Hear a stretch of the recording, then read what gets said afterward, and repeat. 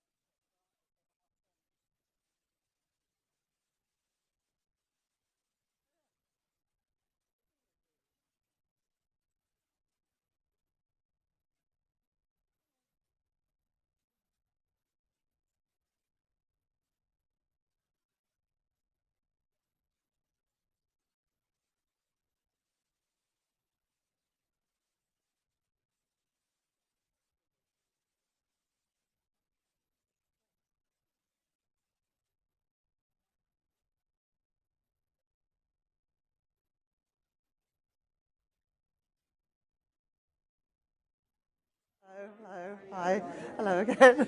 Hello, nice to see you again. Nice to see you again. Where's Laura? Oh.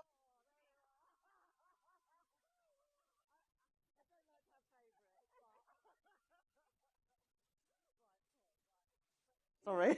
Uh, Good afternoon, everybody. And I delivered my budget earlier today, and it was a budget to cut the cost of living, to cut the debt and borrowing, and crucially to cut NHS waiting lists. And that's why I'm really pleased to be here this afternoon with people that make that happen: the nurses, the doctors, all the staff here at the hospital. And I want to say a big thank you to everything that you do. And I know that Kia and Wes said it to you earlier, but you know, you really are an inspiration, and to be able to come and see where that money is going is really, really important to me as we put the money into those new neighbourhood health centres and the new technology to use in the NHS to support patients, but also give you the tools that you need to do their job. I think we're going to take a few questions now from the media, Gemma, a few months ago I promised that Look North would get the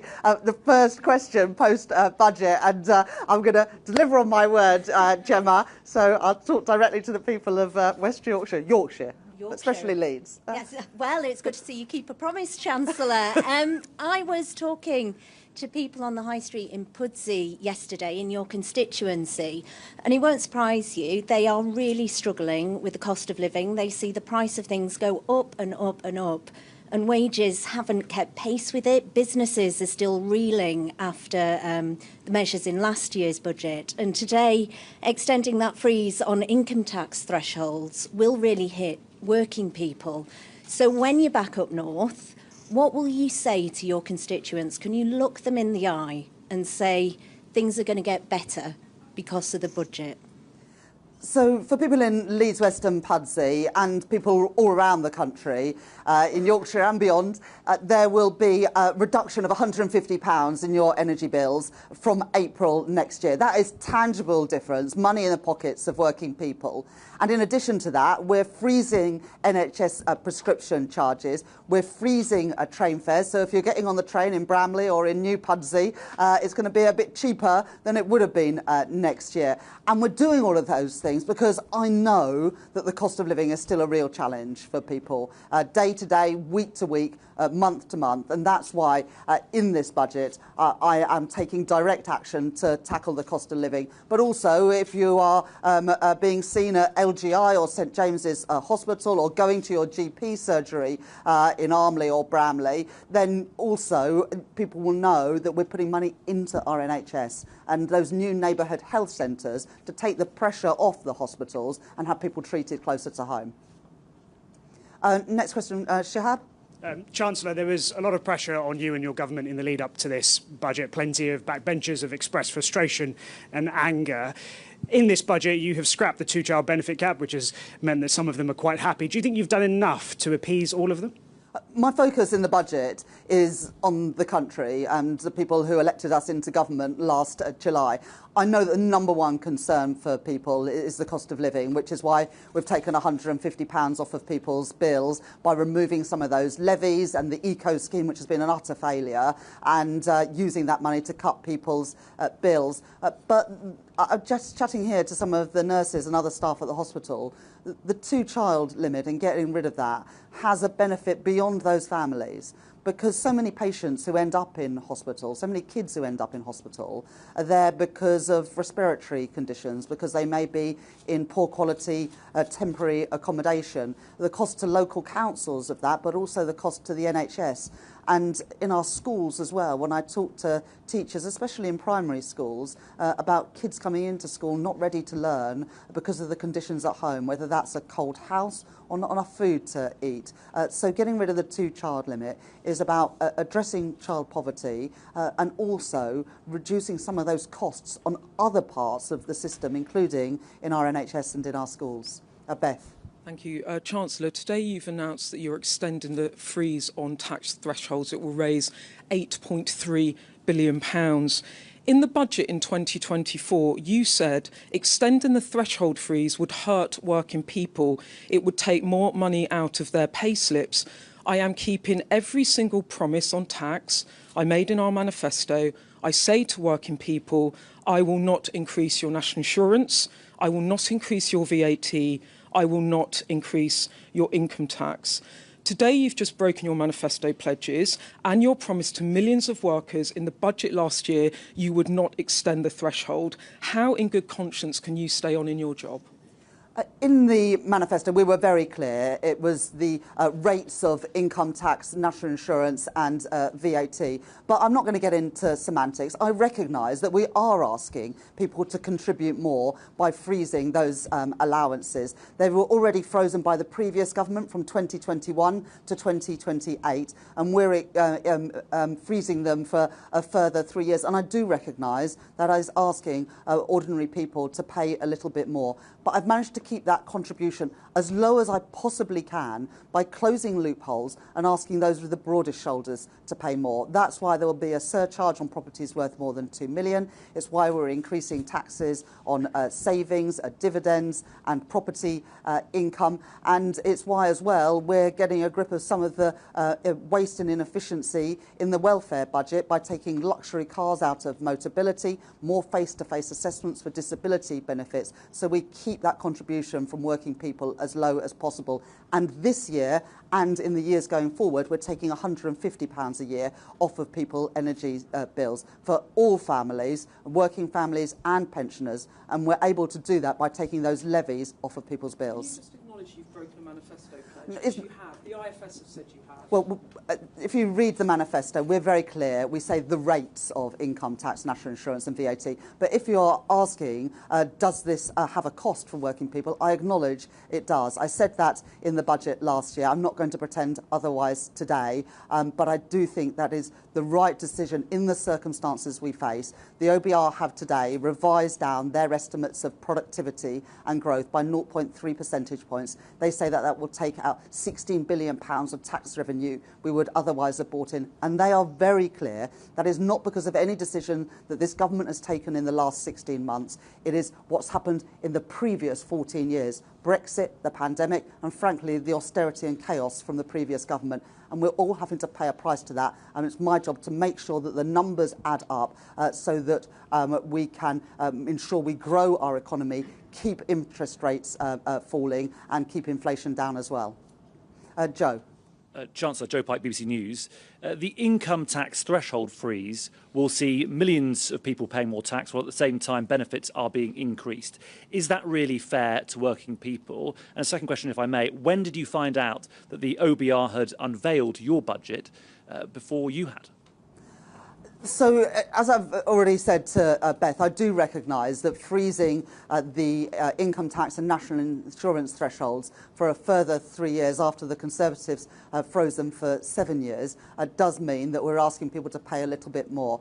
We're freezing them from 2028 and we are putting money in people's pockets now by taking money off their energy bills. And that is the right thing to do because it helps bring down inflation and helps people now when I know that the cost of living is still a real challenge. And in answer to your question around the OBR publishing my budget before I delivered it, I found out when I was in the chamber.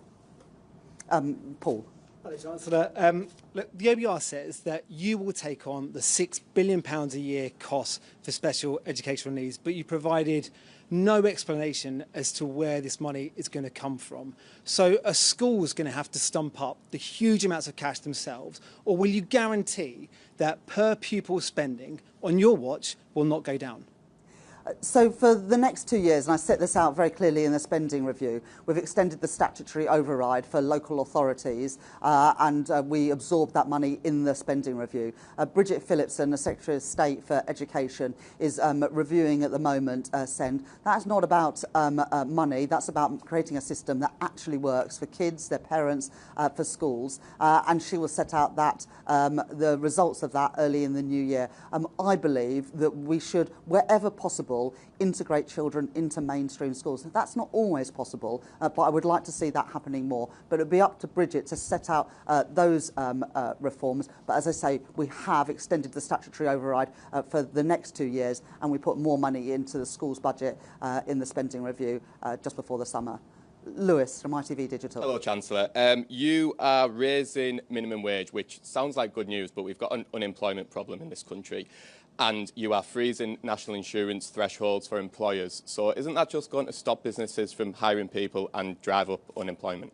Well, we've increased the national minimum wage for 18 to 20-year-olds from £10 to £10.85 an hour, and we've increased the main rate of the national living wage from £12.21 to £12.71 an hour, giving a pay rise to, I think, around 2.5 million of the lowest paid people in our country. And that is the right thing to do, because if you go out to work every day, you should be able to pay the bills and put food on the table and pay the rent or the mortgage. But we know that that's still not the reality for many people today, and we're still not paying the minimum wage and the national living wage are still not the rates of the real living wage that is calculated independently. So I think it's the right thing to do, to increase those rates, to put more money in people's pockets. And actually the biggest concern, I think, for businesses is that consumers don't have enough money in their pockets, and so they're not spending on the discretionary things, whether that's a meal out, a night out, a weekend away with the family, or spending in the local high street and the local shops. So putting more money in the pockets of working people, I think, is good economic policy, as well as the right thing to do by some of the poorest people in our country. I'll take a couple more questions. Ryan? Chancellor, you said that you wouldn't increase taxes on working people, but we know today that the benefits bill up by £9 billion, asylum accommodation costs also up. Are working people, like the people stood behind you, are they paying the price for your failure to deal with particularly the benefits bill?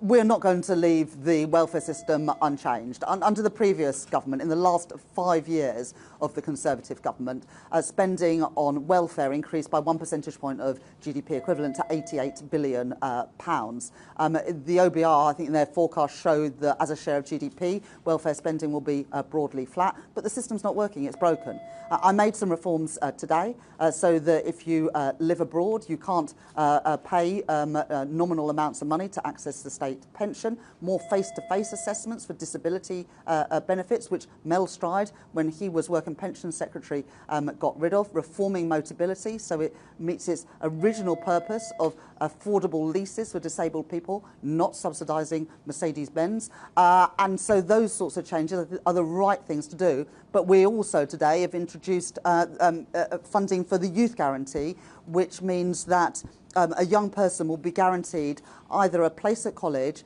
an apprenticeship or personalised support. And if after 18 months they haven't got into work, they will be guaranteed a job but not benefits. And that, again, is an important reform to help deal with the issue of too many young people not in education, employment or training. And I'm sorry, on welfare, you know, we've already managed to claw back money from the contract signed by the previous Tory government, and I think we've managed to claw back something like £70 million, and we're going to phase out the use of hotels entirely during the course of this Parliament, saving us money, and that was reflected in the spending review settlement in the summer. So, look, we do want to create a welfare system that is actually working, supporting the most vulnerable and empowering people to get back into work, and I want a welfare system that is fair and stops the illegal trafficking of people into this country.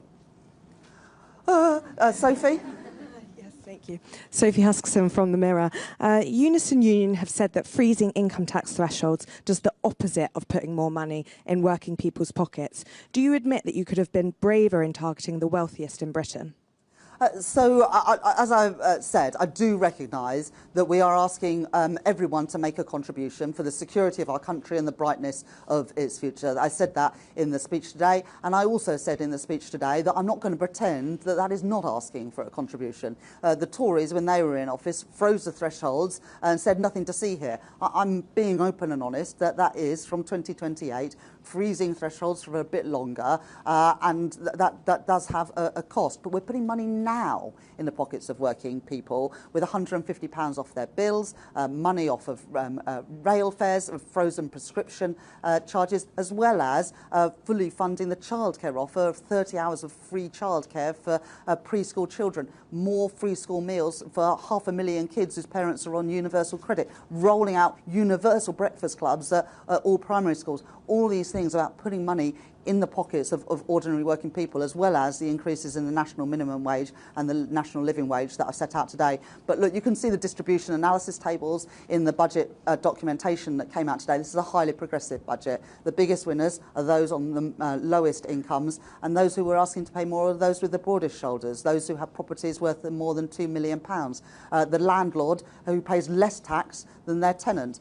Those are the right things to do, and they're progressive reforms. And because of that, we've managed to keep the contribution from working people as low as possible. Dan, from Politico. Hello, Chancellor. A lot of the tax rises that more than half of the income to the Treasury from the tax rises you've announced today actually takes effect, sort of comes in after the next general election in sort of 2030, 2031. Do you think it's credible to suggest that this will definitely happen? And given things are so volatile in politics, will you still be Chancellor then? I don't think anything comes in that late, actually. So the freezes are 28, 29 onwards. The council tax surcharge comes in a couple of years' time, as does the other changes. So these are all coming in within this Parliament. When you're making tax reform, it's often not possible to change those rates overnight. And of course, the thresholds are towards the end of the Parliament because the Tories already froze them. But we're also making savings right now through getting rid of things like police and crime commissioners, reducing the cost of local government with fewer councillors, as well as selling land that the government no longer has a need for. So there are savings we're making right now, as well as asking public services to make efficiency savings worth a further 0.5% from 28-29. So these are, and what you see actually in the forecast is the deficit coming down every single year, because I think it is important to show that we are consolidating. We're not going to be spending more than we can afford, and the IMF, I believe, have confirmed that we have the fastest rate of consolidation of our public finances of any country in the G7. I'm afraid I can do one more. Thank you, Phoebe. She's the real boss. Yeah. Anna Mihailova, Times Radio. A year ago, after a big tax-raising budget, you said you would not be coming back for more taxes. You've just announced £26 billion worth of tax rises, including dragging hundreds of thousands of people into basic rate income tax, nearly 1 million people into higher rate tax. Can you now tell people, reassure people, you will not be back for more?